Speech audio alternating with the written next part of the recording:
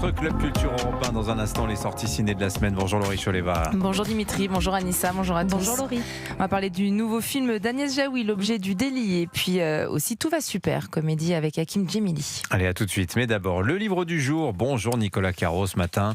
Nicolas, ce n'est pas un roman, c'est une balade. Eh oui, mais une balade littéraire, on ne se refait pas. Je vous avais déjà parlé du précédent volume chez Autrement il y a quelques années sur les traces des personnages de romans à Paris, c'est-à-dire les adresses de D'Artagnan, Maigret, Arsène Lupin, là où les événements ont eu lieu, etc., en format beau livre illustré. Et là, c'est sur les traces des personnages de romans en France. En effet, je le montre, le livre sur le site et l'appli Europe 1, vous pouvez le voir. D'Ismaël Jude et Gaël Sutton. Il y a une carte détachable que l'on peut déplier, c'est super. Il y a des cartes aussi des itinéraires de certains personnages, des lieux incontournables avec parfois le nom fictif et le nom réel. Par exemple, dans le Grand Maulne, l'école est située à Sainte-Agathe, c'est-à-dire Épineuil-le-Fleuriel en vrai, dans le Cher. Il y a les grandes villes aussi, mais c'est moins rigolo. Lucien de Rubempré à Angoulême, à Metz dans la maison de Verlaine, à Nantes bien sûr chez Jules Verne ou à Amiens d'ailleurs, il a vécu dans les deux villes.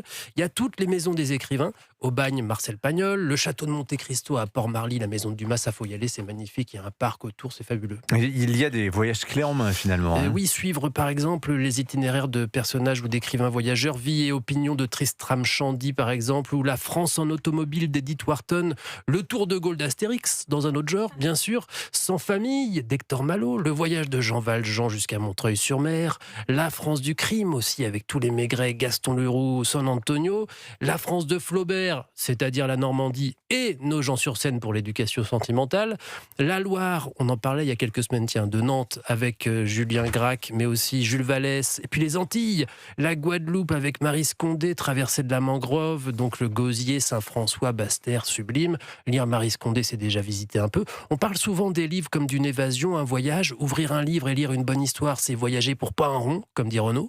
Bon, bah là, c'est entendu au sens littéral.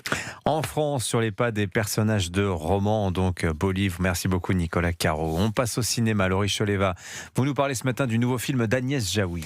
De retour à la réalisation, c'est la première fois depuis la disparition de son complice de toujours, Jean-Pierre Bacri.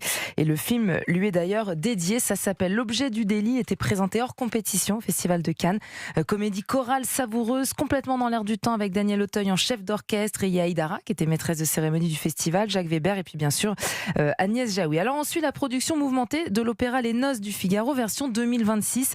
La metteuse en scène est influenceuse, elle veut dénoncer le patriarcat. Ils sont en tournée, toute la joyeuse troupe essaye de s'entendre malgré ce choc des générations, jusqu'au moment où l'un des membres est accusé d'agression sexuelle, le fameux objet du délit.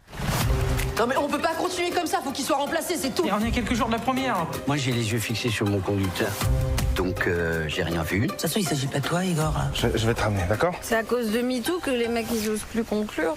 À cause de qui? Bon, c'est un récit nuancé, moderne. Il y a beaucoup d'autodérision, beaucoup d'amour. On reconnaît beaucoup d'humour, beaucoup d'amour aussi. On reconnaît vraiment le style d'Agnès Jaoui. Tout est caricatural. Les personnages sont leurs propres stéréotypes. Il y a des quiproquos qui s'enchaînent. C'est surtout drôle et intelligent. Et il n'est pas question de condamner, mais plutôt d'ouvrir le débat et de questionner les rapports hommes-femmes. Bon, et puis Laurie, tout va super, hein? Ouais, tout va super. Merci Dimitri. Mais c'est surtout le titre de la comédie dont je voulais vous parler. Un film qui fait du bien. Pourtant, le sujet est lourd. L'histoire d'un jeune homme qui vit en même temps le plus beau moment de sa vie, celui de tomber amoureux, et le plus dur, apprendre que sa mère adorée malade va mourir.